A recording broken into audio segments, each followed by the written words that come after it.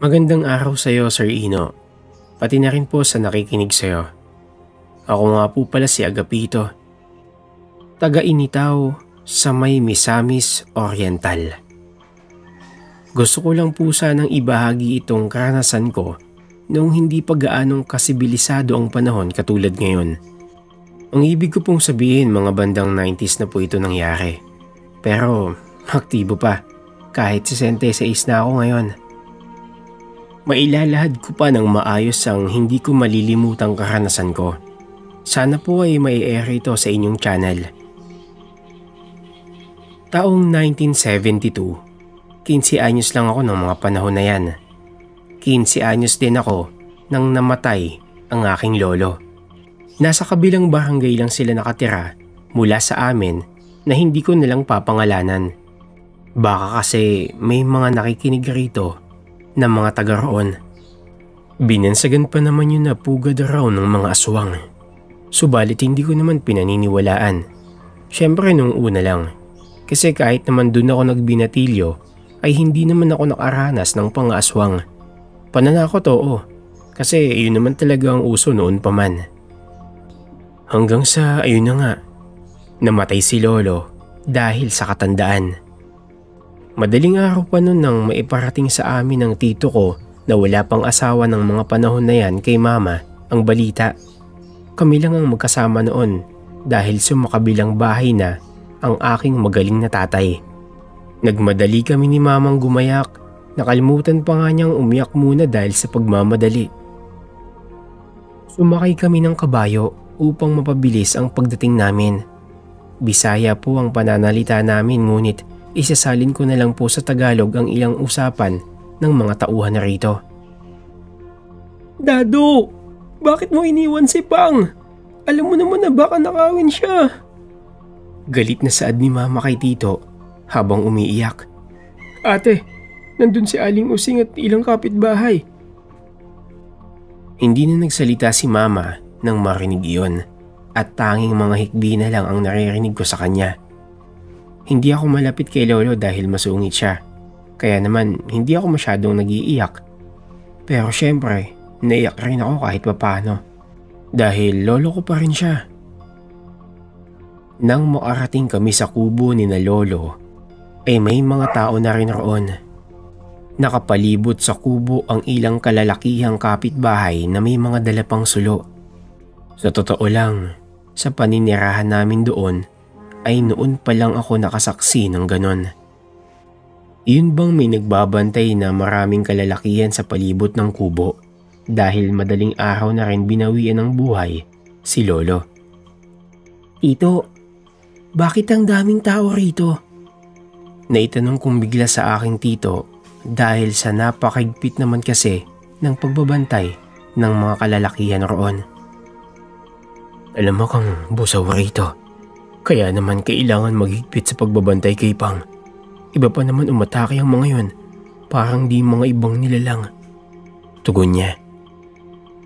Nang mga oras na yon, Sir Ino, ay nakaramdam ako ng kilabot.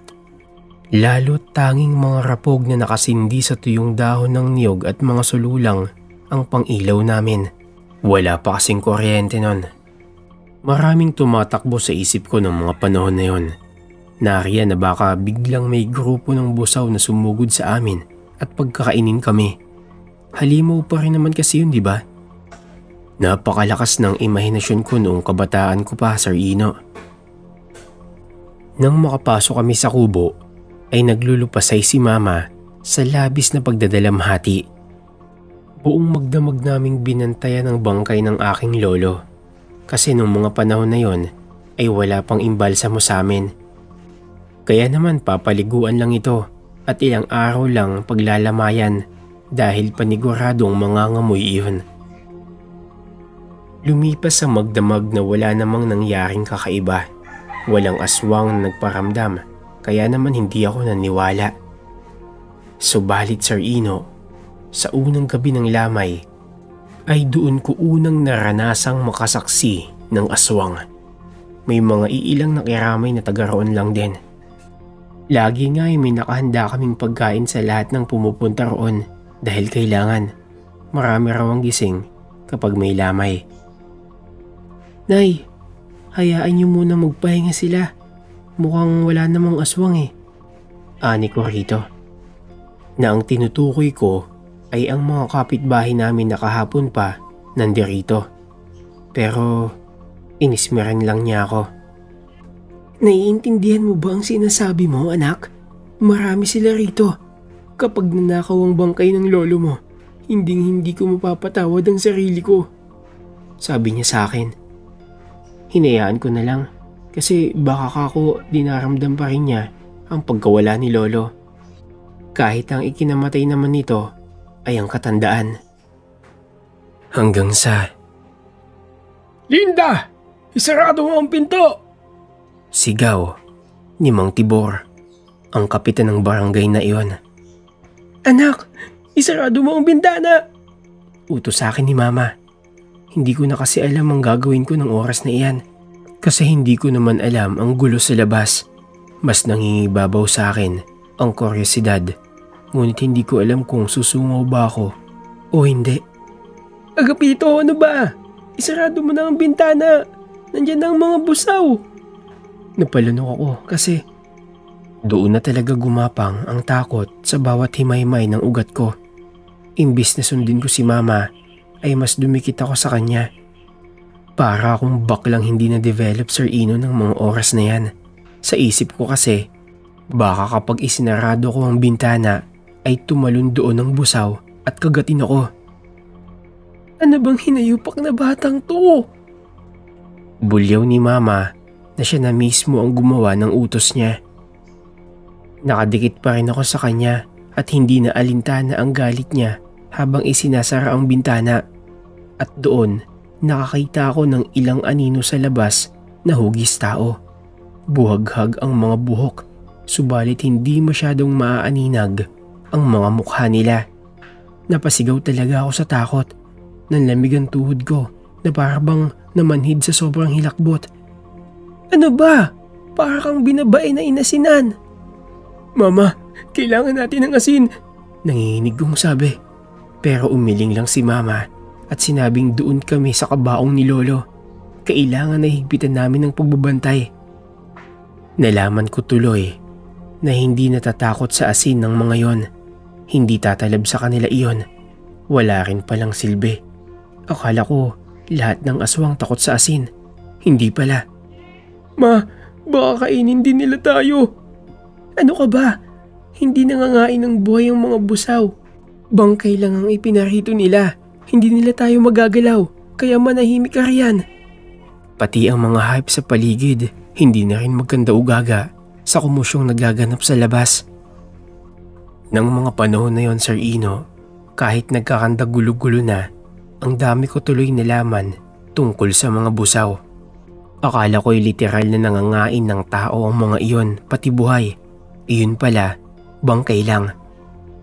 Mataman kaming nakiramdam ni Mama. Kami lang kasi ang nasa loob ng kubo na yon dahil nagsilabasan ang kaninang kasama namin kanina. Bale, nakalaan lang ang kubo na yon sa paglalamay. May 4 na sulok na pader na gawa sa kahoy. Tapos may bintana at pintuan. May mga upuan para sa nakikiramay. At yun nga, kabaong. Ipinagawa yun ni Kapitan upang maayos ang lamay ng bawat namamatay. Kahit alam kong hindi naman kami mapapano sa loob, ay hindi ko pa rin maiwasan panghinaan ng loob. Lalaki po ako. Pero duwag ako pagdating sa mga ganito. Nung mga sandaling yun, Sir Ino, nagsawa na rin si Mama sa kakasita sa akin sa pagdikit ko sa kanya. Naririnig namin ang angilan sa labas at ang pagtaboy ni na Kapitan sa mga busaw. Ang nakakatakot kasi roon ay hindi lang 1, 2 o 3 ang mga aswang roon. Marami sila. Kaya sinong hindi matatakot? Nung gabing yun, Sir Ino, tuluyang nabugaw ni na Kapitan ang mga busaw. Sa sumunod na gabi, ayoko sanang sumama sa pagbabantay. Ngunit isinama ako ni Tito sa labas. Kahit gusto ko ay sa loob lang kasama si Mama. Pero nagpumilit si Tito para daw masanay ako. Talamak daw ang ganoong nilalang sa amin. Sir Ino, isinusumpa ko ang gabing iyon. Nang alas 9 ay okay pa naman, pero noong sumapit ang alas 12 ng gabi ay doon na ako kamuntikang mahimatay. Lalo na nang magsila basa ng mga anino. Ano yun? Gera ng tao laban sa aswang? Ang dami nila, boss. Napaka-espesyal naman ng bangkay para sa kanila. Papasok na sana ako sa kubo nang biglang maisara ang pinto. Agapito! Humanda ka na! Sigaw ni Tito. Sir Ino, hindi ko na po alam ang mga nangyari. Basta nakaramdam na lang ako ng mainit na tubig na dumaloy sa aking binti. Pagkatapos ay nahimatay na po ako.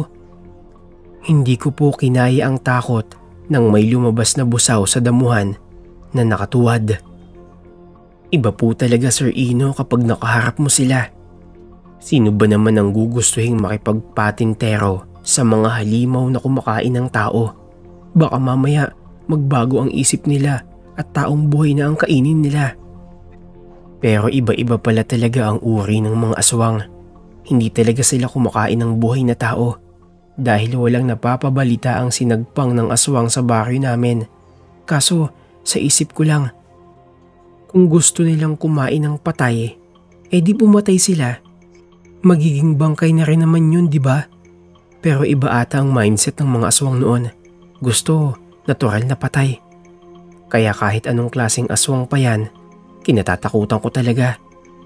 Ang sabi ni Mama, pagkatapos kong mahimatay, ay ipinasok na ako sa loob. Mabuti na lang daw at walang nangyari sa akin. Simula noon ay hindi na ako sumama sa pag-aabang ng mga busaw.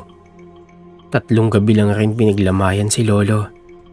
Nakakatrauma rin kasi. Walang mintis din kasi ang pagdalaw nila sa lamay. Wala silang katakot-takot na ipangalanda ka ng sarili nila. Hindi tulad ngayon na sila na ang nagtatago. At salamat na lang sa Diyos dahil hindi nanakaw ang bangkay ni Lolo. Akala ko nga hanggang doon na lang. Matapos mailibing ni Lolo ay nanatili kami sa sementeryo. Doon pa pala kami magbabantay. Nilakasan ko na lang ang loob ko dahil wala na akong pagpipilian nang may sinabi si Tito sa amin ni Mama. Kaya pala niya ako sinasanay ay dahil kay Lolo. Habilin pala iyon ni Lolo sa tito ko. Malamya daw ako at ayaw niya sa bakla. Hindi naman ako bakla ng oras na yan. Pero gusto daw niyang maging lalaking lalaki ako. Kaya kailangan ko daw makasama sa pagbabantay sa bangkay niya. Iyon din ang dahilan kung bakit malayo ang loob ko sa kanya. Naaamoy niyang bakla ako. Tulad ng nakikita sa telebisyon ay nagkwintas rin ako ng bawang. May sibat ako at pumwesto na sa likod ni Tito. At doon, mas nahintakutan ako nang palibutan nila kami. Sir Ino, normal lang yun doon. Kaya hindi masyadong natatakot ang mga kababae namin sa mga gaya nila. Bangkay lang kasi talaga ang puntira nila. Mahihimatay na naman sana ako sa takot nang balaan ako ni Tito. Huwag kang magpatay-patayan dyan ulit. Baka imbis na si Pang ang nakawin nila, baka ikaw pa ang mapagdiskitahan nila. Akalain na bangkay ka. Tuloy, hinarap ko ang takot ko sa mga yon. Nanatili lang silang nakatanaw sa amin habang umaangil. 3 gabi kaming nagbantay habang ginagawa ang pagsimento. Si Kapitan na mismo ang nagpasimento sa puntod ni Lolo. Para daw hindi na mahukay ng mga busaw. Yun na nga ang una at huling pagbabantay ko sa isang bangkay dahil hindi na ako nasanay. Mabuti na lang. Sa pag-usbong ng sunod-sunod na taon ay paunti-unti rin silang nawawala.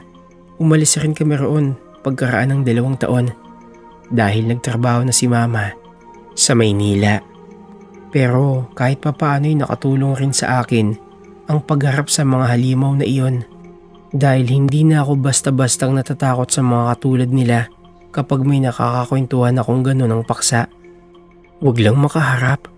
Ibang usapan na yun. Sa ngayon, wala pa rin akong asawa at mga anak. Nagladlad na ako, Sir Ino. Naipasa ko man ang pagsubok ni Lolo, pero di yun naging hadlang upang maging ako. Siguro'y dahil moderno na ang panahon, kaya nagsiwalaan na sila. Pero ito lang ang masasabi ko. Totoo sila at nasa paligid lang sila.